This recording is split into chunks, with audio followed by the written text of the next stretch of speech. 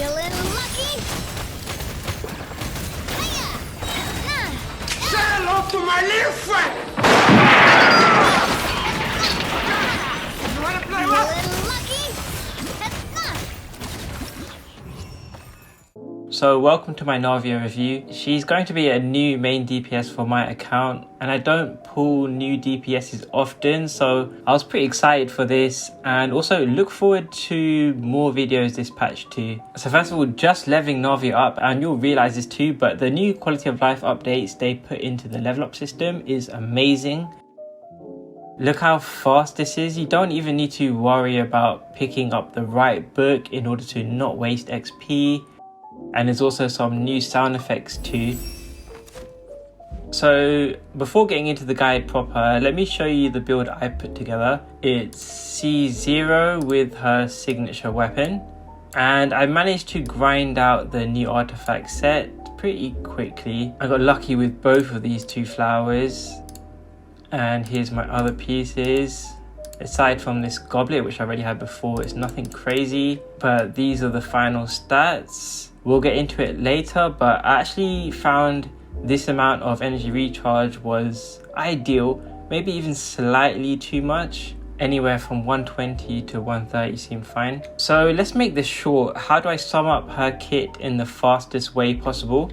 I would say she feels like a normal slow claymore user, unless you have her skill charge, which basically gives her a C6 Garnu shotgun style attack, and it deals huge damage, and this is basically the main part of her kit. She's a nuke DPS that you do normal attacks or just swap into teammates in between her nukes. Fire one off there. As for her burst, it's basically a Gia version of Garnu's burst 2, dealing off-field damage for 12 seconds. So how do you increase the damage of her skill? You have to gain and consume these charges, which is indicated by these gold icons near your player model, and these charges increase the amount of bullets she will fire. The first way to get these charges is by using her burst. It will slowly give you stacks, about 1 charge every 4 hits or 2 every 2.4 seconds. The second way is through your team picking up crystallized shards. And if you don't know already, crystallized shards are created through geo reactions. Geo damage hitting enemies afflicted by particular elements. This means that your team wants sub DPSs of other elements who will be dealing off-field damage too, in order to constantly be creating these shards. And Navia also has a talent which further incentivizes you to be playing off-field teammates of other elements. And then Navia's last trick for it is that holding in her skill not only lets you aim,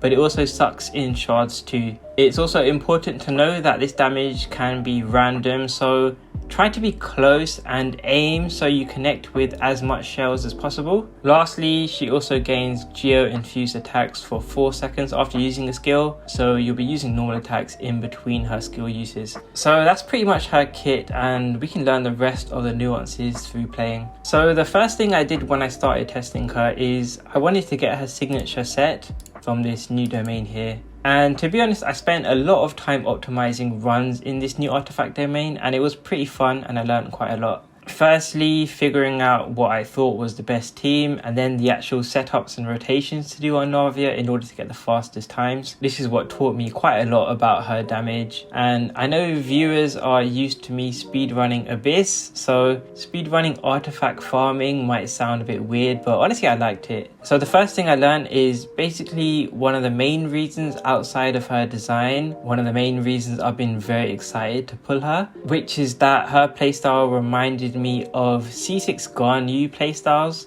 but something more affordable. And the ironic thing is that I really liked basically putting Navia in Garnu's melt team. So for anyone who's familiar with Call of Duty lingo, this is what I like. It's the power of quickscoping and also collaterals, if you know what that is, which is basically lining enemies up. These are two things which definitely optimize her playstyle. You can either line up enemies yourself and just tap her skill, or you can line enemies up and then do a quick hold just to try snap onto enemies for a bit more accuracy and also pulling in extra shards. You could say that lining yourself up is a bit similar to how you do it with Neuvillette. And it's similar in a way, but with Navia it's a bit more punishing because her AoE and the range is smaller, so if you mess up the aim you miss out on a lot of damage. But because her skill can fire so fast, there's definitely an art to this, and I'm sure a lot of you will enjoy this. Also, another thing that you'll learn is the power of having multiple skill charges. So she starts with 2 charges, but if you use one of them quickly, you can actually get a 3rd charge within the same damage window.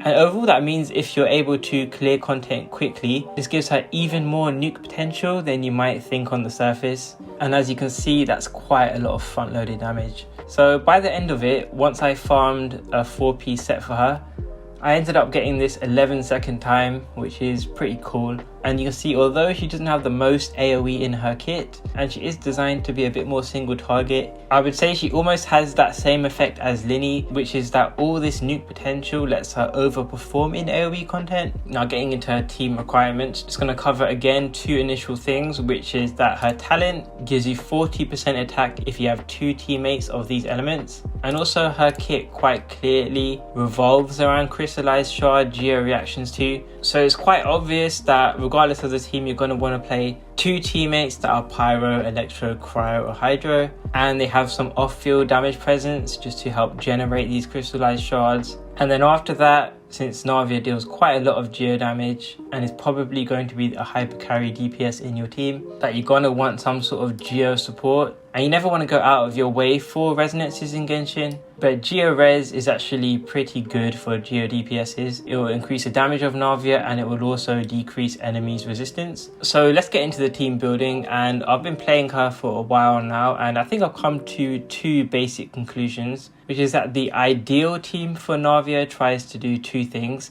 Number 1, it lets her get off 2 or even 3 skill nukes within Bennett's birth buff duration. And number 2, the team should be creating as much crystallized shards as you can in order to boost the damage of those 3 skills as much as possible. Obviously, the longer the fights go on, you won't actually be getting 3 skills per rotation, you'll actually be getting 2 on average, but maximizing the damage of these 3 skills is quite important. So Bennett's burst buff gives a ton of attack and it lasts for approximately 12 to 14 seconds. It says 12 seconds here, but his buff actually comes from the pyro that's applied to you, and that lasts for a bit by itself. And that will last for a bit even if you leave or his burst expires. And Navia's skill says it has a 9-second cooldown, but because you might be spending time aiming, it will actually be a bit longer than that. So if Bennett's burst lasts about 13 seconds, if you use your first charge early, you can see it's quite possible that you can get a 3rd charge quick enough within Bennett's burst buff, and you can see me do it in this footage here. Now with those 2 ideas I made, actually from my experience I haven't managed to figure out yet how to maximize both of those every time at the same time, but I do have some tips that I've learned. Number 1, supports which can set up without stealing Bennett's burst uptime are very good. For example, Xiangling, Albedo, Furina. None of these other characters scale from attack and their skills all have very high duration, so in team setups you use their abilities very early before Bennett and it's very comfortable. In a similar vein, from what I experienced, tenacity on the millilith on Xiangling seems better than using Archaic Petra to buff a teammate, because Archaic Petra's buffs require a lot of switching and catching shards with Xiangling, and it's a lot more uncomfortable compared to Tenacious Millilith, where as long as his pillar doesn't break, you can just use his skill at the start of a fight and then not worry about him after. The next thing I learned was optimizing her teams, and I know there's people who have been looking at the screen and cringing, like, why is he playing Bennett Xiangling again? And I'm sorry, but this is just how things worked out. These 2 just work so well with Navia, so what do you really expect me to do? This is just what worked well for me, especially Bennett is what worked well for me, but in regards to Xiangling, there's definitely a lot of close variations you should try out and see what works best for you. Whilst Xiangling does need to use her abilities after you cast Bennett's burst, so she does stop Navia from spending a full window in Bennett's burst, but on the plus side, both Xiangling's skill and burst have no ICD on pyro application whenever it hits, meaning Xiangling will constantly be helping you generate a ton of crystallized shards. So it means compared to Furina, for example, who can be a lot more inconsistent with her hydro application, I think xiangling can consistently give Navia more bullets. Not to mention, of course, xiangling has very good off-field pyro damage. Navia is quickswap friendly, so you can battery xiangling with Bennett, and also Zhongli can use a Vernius Lance in this team too. For Furina, she is the other off-field sub DPS I recommend, and her skill will have 100% uptime too, and you can start your setups with it, so Furina is very helpful for charge generation. Her team buffs are also very appreciated, although as you can see in my gameplay, you might find yourself struggling to maintain Furina's damage and her buffs as you get deeper into chambers, since you have to rely on Bennett's healing. But a benefit to Bennett Navia synergy is that Navia doesn't have the highest HP, so it's quite easy for Bennett to overheal, which, as you know, activates Furina's own team-wide healing. But it's still not perfect, since in a team like this, for example, you have 3 teammates with all very high HP potential. You can see I got them all over 30k. So Bennett's synergy here is still not perfect, and it feels worse than if you're playing a Bennett Furina with a team like Kazuha and Klee who have low HP. There's also more synergies here, since Navia really likes attack buffs. You've got Zhongli giving 20% with Tenacity of the Millilith, and you get 25% with Pyro Resonance. On the other hand, attack buffs don't benefit Furina at all. So I think when comparing xiangling versus Furina in this slot, although Furina does give great damage herself and she does give good buffs herself, you do have to factor in when comparing their personal damage that xiangling is basically getting a free 45% attack. For the Geo teammate slot, aside from Zhongli, albedo actually felt pretty good, to be honest. But why I feel that Zhongli was a bit more optimal is that I think Zhongli's extra buffs seem to outweigh albedo's damage. This means that Zhongli's role in the team will scale better the more invested your Navia is. So that also means you get more value out of farming artifacts for Navia, as well as you get more value from her signature weapon. But on the other hand, one great thing about albedo is that he is another damage dealer that will benefit from Furina's team-wide buffs. So a team like this in particular seems to have pretty good synergy. Lastly, on the Geo teammate, I would say regardless of which one you pick, albedo or Zhongli, is that Geo constructs can be very painful to play in the Abyss, especially if you're fighting bosses, and as you can see, you have to try position them carefully in order to not get destroyed. You have to remember that Navia makes this even more important than they are in normal Geo teams, since if their constructs get destroyed, not only are you losing out on their damage and their energy, but you'll also get less crystallized shard generation too, so Navia's damage goes down as well. I would say overall, out of all the teammates, Bennett is basically a must for her. Maybe not in the future, but at least for now. Other teammates, people will experiment to see which works best for them. You can do Furina, you can do xiangling, you can do albedo. I'm sure some people will also be trying Ningguang. Some people will also be trying Yelan. But these are the 2 teams I liked the most. And yeah, Bennett just provides the biggest buffs to Navia, which is just really important because, as you know, Navia deals a lot of damage in your teams that you probably want to maximize. So these are my weapon calcs, and I put multiple variations since these comparisons can be affected a lot by your situation. First thing you'll notice, there's honestly a pretty huge gap between her best weapons and the craftable weapon, Tidal Shadow. And since Navia does most of her team's damage, then just like many other hypercarry team situations when it comes to weapons, this difference is also a lot of your team's damage. Her signature weapon is honestly pretty niche, and you can see from this crystallized wording, it's very much for a Geo Claymore character. And then on top of that, a Geo Claymore character that focuses on skill damage. So I can 100% understand if you don't want to pull this, but also it was designed to work with Navia very well. Whereas, as you'll see, other weapons can have much more conditions in order to utilize them effectively. Another thing you'll notice is that Serpent Spine is very similar to her signature weapon, and you probably want to know if Serpent Spine works with Furina. And yes, as you can see, Furina's HP drain isn't removing the stacks, so it does. Serpent Spine's numbers are just very strong. This is because Bennett gives so much attack that he devalues the high base attack and attack buffs that you get from many 5-star weapons. You do also benefit more from Zhongli here if you're using Serpent Spine, since you absolutely don't want to be relying on crystallized shields in order to take no damage. Overall, this can mean if you're an older player who does have a high refined Serpent Spine and you don't want to pull a signature weapon, that as you can see, it's certainly a great option, and even in my calcs it can perform slightly better than a Verdict. But I will say that the calcs definitely don't tell the full story, and honestly I wouldn't recommend using this unless you have no other good option.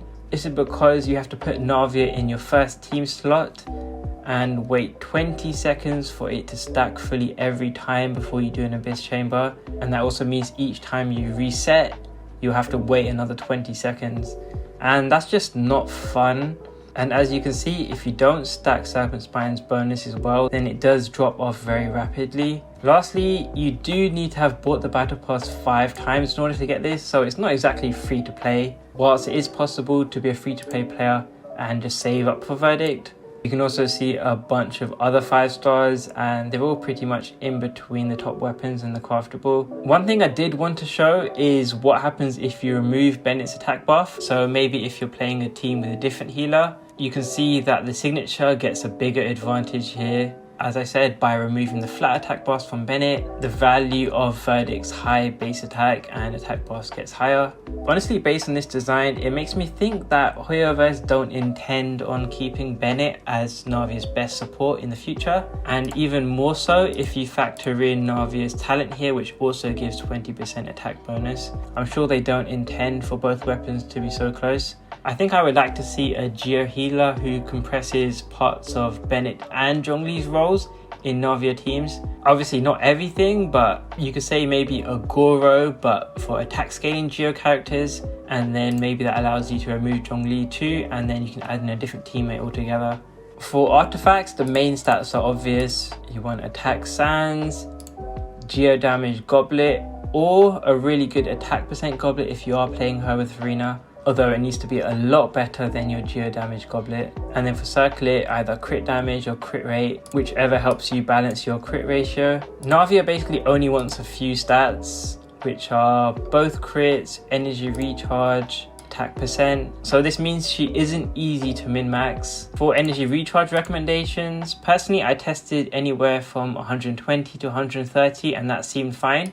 Even in a team with Zhongli, who doesn't have the best particle generation, I'm sure you can get away with slightly lower energy recharge on Navia if you're playing Albedo instead, who generates energy much better than Zhongli. And for my weapon calcs, you can also see the strength of the new artifact set on Navia, Nighttime Whispers in the Echoing Woods. You can farm this over here. And this set is basically specifically designed for her, and personally I'm getting anywhere from 14 to 17% stronger compared to a mixed set. So mixed sets might be something like this: attack pieces, you could also have 2 pieces of geo damage, you could also have 2 pieces of elemental skill damage. Now obviously you're not going to have this set on release, so as you can see, compared to a mixed set, you're going to be missing out on a big chunk of damage. However, this is not the full story. If you are committed to always be playing Navia with Furina, then the Marechausse or Hunter set is basically theoretically as strong as the new Geo set where Navia is being drained of HP. But do bear in mind, you probably are playing Navia with a crit rate weapon, maybe Verdict or Serpent Spine or one of the other 5 stars. What this means is, together with the 4-piece set effect of Marechausse Hunter giving 36% crit rate, it means you can get dangerously close to overcapping on crit rate, which can especially be a problem the better your artifacts get and the more useful subsets you're getting on your pieces. The last thing you want when artifact farming is to get a new piece that has both crit rate and crit damage, but you have to hope that most of your rolls get into crit damage or you're going to overcap. And also bear in mind, when having high crit rate, you're also limiting yourself with crit buff cards in the Abyss too. Overall, it might be unpopular, but to be honest, it means that long term, although this new artifact domain with this Geo set and this niche healing set is a lot more niche compared to the old artifact domain, which has these great sets here. But if you are committed to maining Navia, longer term the new set will be a higher ceiling. But at the end of the day, spend your resin how you want, and maybe you prefer prioritizing artifacts for your overall account. There's also 4-piece golden troop, which I didn't touch on here. Now this technically can give the highest skill damage numbers, but this does heavily restrict you to not playing Navia on field. As you can see, the damage bonus goes down after 2 seconds being on field. So I wouldn't recommend using golden troop outside of maybe a screenshot if you want to get a cool nuke and send it to your friends. So one thing you'll notice, which is very unfortunate, you might realize it straight away, but Navia has the same scuffed animation transitions that other claymore characters do. Like if I switch to Zhongli, these animations just feel very smooth and feel very responsive. And in fact, even some other claymore characters, even a very old 4-star character like Beidou, even these animations feel smoother than Navia's. See how choppy that is. This is a bit like Eula's animation, and honestly, I'm a bit disappointed with that. You know, there's newer characters like Nuvillette, Linny, Risley. They have ultra smooth animations, and they don't release much 5-star claymore characters either. So I was hoping that this would be a lot more smoother. Maybe this is something they can fix in a future update. So as we covered from the weapon section, which was judging from her signature weapon, which does get stronger when you don't play her with Bennett, that this seems to be a clue that Navia's teams are not finished yet. Now this is quite weird to think, considering that, in my opinion, Bennett seems easily Navia's best teammate for now, even more important than another Geo like Zhongli or Albedo. If you watched my video before Fontaine where I designed a bunch of character ideas, personally I would love if they did a similar idea to my Geo grouper, something like when your character absorbs crystallized shards, it also pulls in enemies, but they can also add a restriction that it would require you to have 2 Geos in your team. I think that would be good. I would actually love if I could play Navia with Kazuha's level of quality of life. I know if I start playing Navia in AoE content with lots of enemies, not having a grouper like Kazuha who doesn't work well in Geo teams, it can feel not that great. But also, being honest, they barely release even 1 Geo character per year.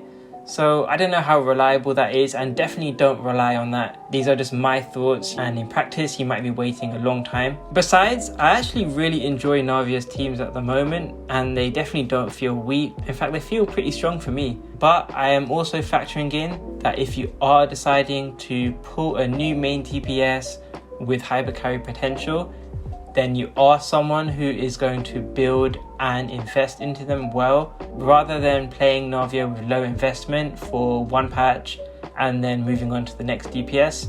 Personally, I'm very pleased with her performance, and I am looking forward to seeing what other players come up with and how Navia strats develop. So this was my initial impressions. Definitely look forward for more updates from me, potentially after I watch other players, and maybe I discover some new strats that I didn't even think of. If you are playing Navia, then good luck on your pulls, and thanks for watching.